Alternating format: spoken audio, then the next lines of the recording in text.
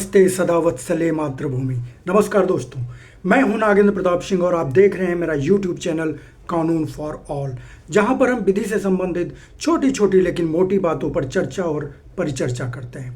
तो आज का जो विषय है मित्रों है तो बहुत साधारण सा, परंतु अचानक अगर आपके सामने यह प्रश्न उत्पन्न हो जाए तो इसका उत्तर देना थोड़ा सा मुश्किल हो जाता है यदि आप इस पर भली भांति विचार विमर्श नहीं किए हैं तो।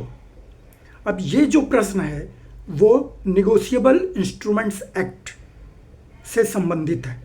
जी हाँ मित्रों, चलिए ज़्यादा भूमिका न बनाते हुए सीधे सीधे प्रश्न पर आते हैं। प्रश्न ये है कि चेक बाउंसिंग का मैटर है। एक चेक बाउंसिंग के मैटर में निगोशिएबल इंस्ट्रूमेंट्स एक्ट के सेक्शन 138 के अंतर्गत कंप्लेन फाइल कर दी गई है।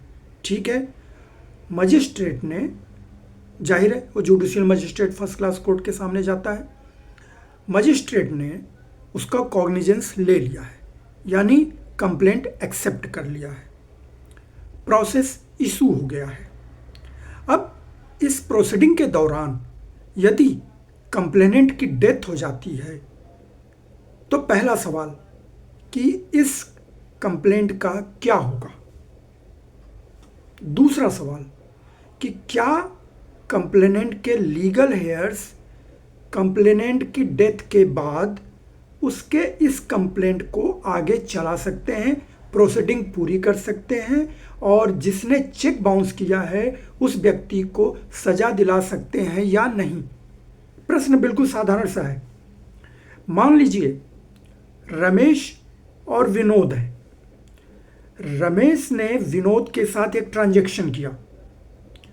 विनोद ने अपने लीगल लिएबिलिटी को डिस्चार्ज करने के लिए, अपने विधिक दायित्व को पूरा करने के लिए एक चेक इशू किया। चेक था 2 लाख रुपए का। ठीक है, चेक निर्धारित तिथि पर जमा करने के पश्चात बाउंस हो गया, डिसऑनर हो गया, यानी कि चेक का भुगतान नहीं हुआ।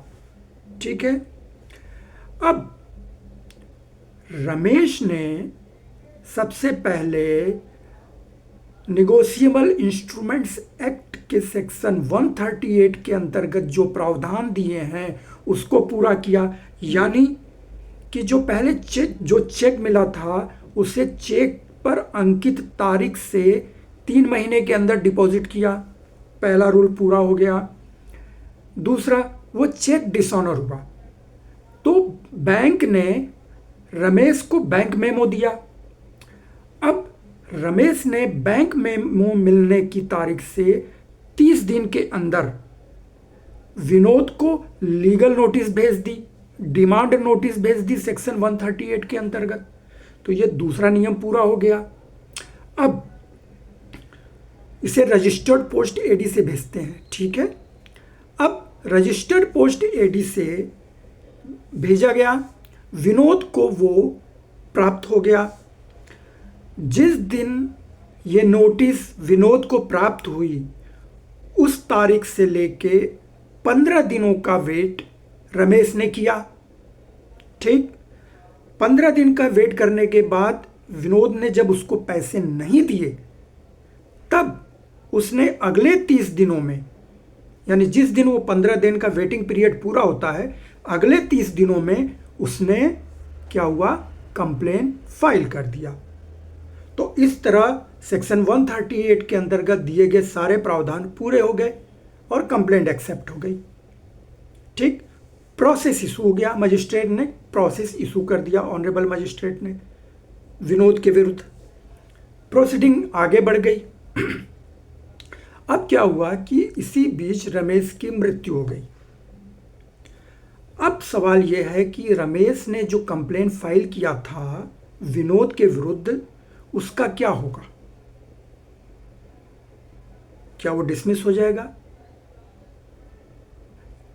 For prosecution, dismiss for default, या उनके लीगल हेयर्स को ये राइट मिलेगा, ये अधिकार मिलेगा कि वो अपने पिताजी यानी कि रमेश के केस को आगे बढ़ाएं और विनोद को कन्विक्शन दिलाएं, यानी विनोद को दंडित करवाएं कोर्ट से, और चेक का अमाउंट या जितना भी पैसा magistrate honourable magistrate court case के कंप्लीट हो जाने के बाद अवार्ड देते हैं उतना पैसा उनसे वसूल करें। ये 2 यक्ष प्रश्न हैं। तो मित्रों, इसका सबसे आसान सवाल ये है कि सेक्शन 138 के अंतर्गत कंप्लेंट फाइल किया गया, उसका कॉग्निजेंस मजिस्ट्रेट कोर्ट ने ले लिया, यानी कि प्रोसेस इशू कर दिया।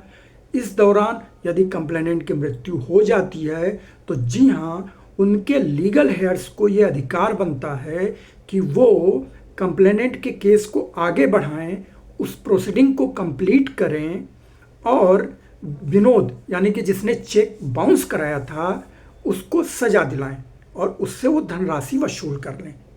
इसके लिए ऑनरेबल सुप्रीम कोर्ट और ऑनरेबल हाई कोर्ट ने भी जजमेंट पास किए हैं, जिनके आधार पर ये सिद्ध हो जाती है बात कि लीगल हेयर्स को ये पूरा राइट है कि वो कंप्लेनेंट के द्वारा फाइल किए गए कंप्लेंट को कंप्लीट करे, यानी कि उसकी प्रोसीडिंग को कंप्लीट करे और एक्यूज्ड को सजा दिलाए और उससे कंपनसेशन वसूल करे। ये ऑनरेबल सुप्रीम कोर्ट और ऑनरेबल हाई कोर्ट के द्वारा पास किया गया जजमेंट है। ऑनरेबल सुप्रीम कोर्ट के द्वारा जो जजमेंट पास किया गया है उसका जो साइटेशन ये मैं आपको लाइन पे दे रहा हूँ और इसे आप पढ़ लें, और इसे मैं डिस्क्रिप्शन बॉक्स में भी डाल दूंगा जहाँ से आप आसानी से इसे प्राप्त कर सकते हैं। ठीक है, यहीं पे दूसरा सवाल ये आता है कि यदि एक्यूज्ड कन्विक्ट हो जाता है चेक बाउंसिंग के मैटर में, जिस व्यक्ति ने चेक बाउंस कराया है उसके खिलाफ कंप्लेंट फाइल हुआ है, कंप्लेंट की प्रोसीडिंग कंप्लीट हुई और उसे दोषी माना गया, कन्विक्ट हो गया, यदि वो एक्यूज्ड कन्विक्शन पाया हुआ एक्यूज्ड मर जाता है यानी उसकी डेथ हो जाती है, तब क्या उसका जो दंड है उसके लीगल हेयर्स को मिलेगा? पहला प्रश्न। दूसरा प्रश्न, क्या एक्यूज्ड के लीगल हेयर्स एक्यूज्ड की मृत्यु के पश्चात उसको मिले गए कन्विक्शन को के ऑर्डर को चैलेंज कर सकते हैं या नहीं? तो मित्रों, यहाँ पे भी ऑनरेबल सुप्रीम कोर्ट और हाई कोर्ट ने ये ऑर्डर पास किया हुआ है कि हाँ, पहली बात कि एक्यूज्ड के लीगल हेयर्स को ये अधिकार है कि एक्यूज्ड के मिले कन्विक्शन के ऑर्डर को वो चुनौती दे सकें। बिल्कुल क्लियर है, उसको चुनौती वो दे सकते हैं। दूसरा, एक्यूज्ड की अगर डेथ हो गई है तो उसके लीगल हेयर से सेक्शन 138 के अंतर्गत फाइल किए गए कंप्लेंट पर ऑनरेबल मजिस्ट्रेट कोर्ट के द्वारा पास किए गए ऑर्डर के आधार पर कंपनसेशन वसूल नहीं किया जा सकता, क्योंकि चेक जो बाउंस कराया है वो लीगल हेयर्स ने नहीं कराया, बल्कि उस अकाउंट के होल्डर ने कराया है जिसने वो चेक इशू किया था। तो मित्रों, उम्मीद है कि ये जो हमारा प्रश्न था, यक्ष प्रश्न, वो सॉल्व हो गया होगा।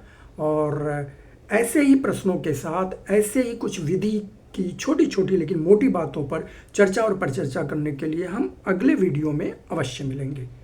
तो आप ये जो जजमेंट्स हैं, जो जिसका डिस्क्रिप्शन बॉक्स में मैंने दिया हुआ है, आप उसे भली भांति पढ़ लें, अध्ययन कर लें, ताकि वो आगे के लिए आपके लिए बहुत लाभदायक होगा।